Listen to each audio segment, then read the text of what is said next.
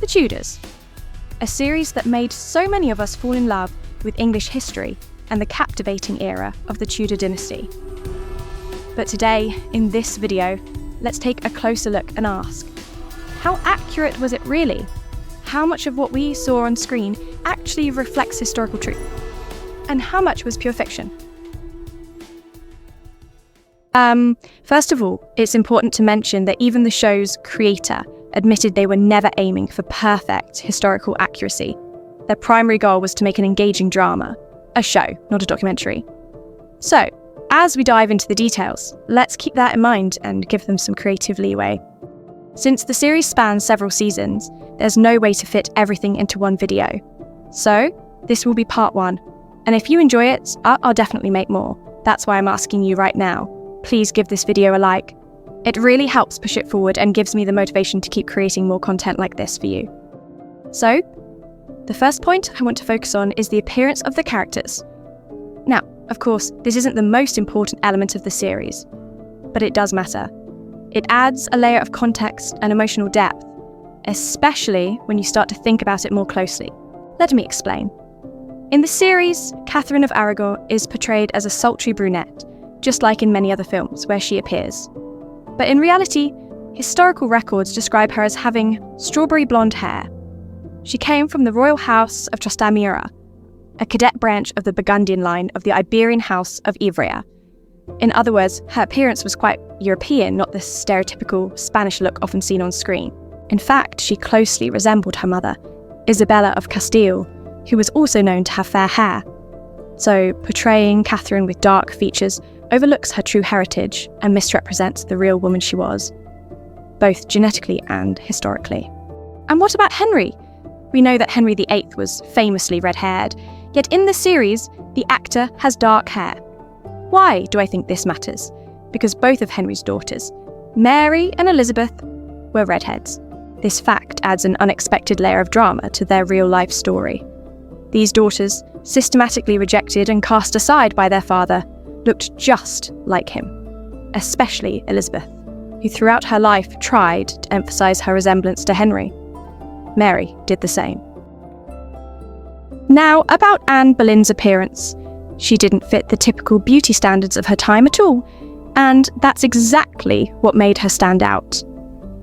Here's how the Venetian ambassador described her in 1532. Not one of the handsomest women in the world, she is of middling stature with a swarthy complexion, long neck, wide mouth, bosom not much raised, and in fact has nothing but the king's great appetite, and her eyes, which are black and beautiful, and take great effect on those who served the queen when she was on the throne.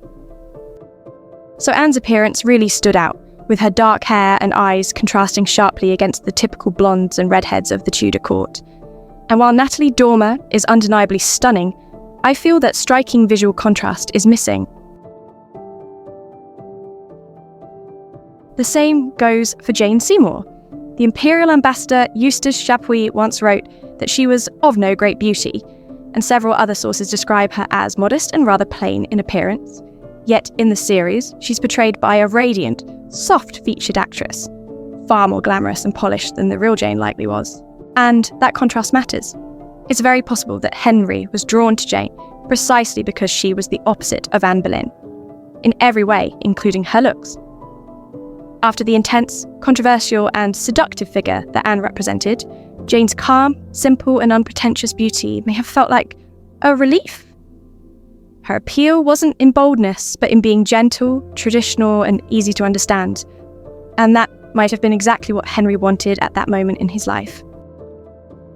And by the way, I'd like to pause here for a moment and say a few words about the costumes. Of course, the outfits in the series are modernised, designed to appeal to contemporary viewers and give us a visually polished, engaging aesthetic. And that's completely understandable. But in Tudor history, clothing played a significant role, not just in fashion, but in politics, symbolism, and identity. Each of Henry VIII's queens had her own distinctive style, her signature colours and personal touches, which are only loosely reflected in the series. For example, Catherine of Aragon often favoured the traditional English gabled hood. Anne Boleyn, on the other hand, embraced French fashion and frequently wore the French hood or attifet. When Jane Seymour became queen after Anne's execution, she deliberately returned to English styles and made a point of wearing the gable hood again, a symbolic gesture. These might seem like small details, but when the costumes in the series are all similar in style and not historically accurate to the period, we lose those subtle but meaningful visual cues that help define each queen's identity. While we're still on the subject of appearance, we should also talk about the age differences, or rather, the way age is portrayed in the series. Historically, Henry VIII was born in 1491, and Catherine of Aragon in 1485. So, the age gap between them was only about 6 years. But in the series, Catherine appears significantly, even dramatically, older than her husband. To be fair, in real life, Catherine did gain weight after multiple pregnancies and didn't retain her youthful appearance forever. But still, the difference wasn't as stark as it's shown on screen. When it comes to Anne Boleyn, her exact birth year is debated. Some sources say 1501, others suggest 1507. Either way, Henry was older than Anne by about 10 to 16 years. Yet, in the series, they come across as passionate young lovers who seem to be the same age. That dynamic is compelling for TV, but it's not exactly accurate. And the same issue arises with Catherine Parr. The actress portraying her looks like a refined, elegant woman in her early 40s. But in reality, Catherine Parr was only 31 when she married Henry, about the same age as Anne Boleyn, or Jane Seymour had been. Despite that, she comes across as noticeably older than both of them in the series. It's another example of how casting choices, even subtle ones, can shift our perception of historical relationships. Another thing the series doesn't fully capture is how dramatically Henry VIII's appearance changed over time. It's well documented that in his youth, Henry was a tall, athletic, and striking figure. But after a serious jousting injury in 1536, his health began to decline rapidly. He gained significant weight and developed chronic leg ulcers that made it painful for him to walk. At one point, his waist measured over 130 centimetres. He had become truly massive. In this series, we do see Henry gain a bit of weight, but nowhere near what it was in reality.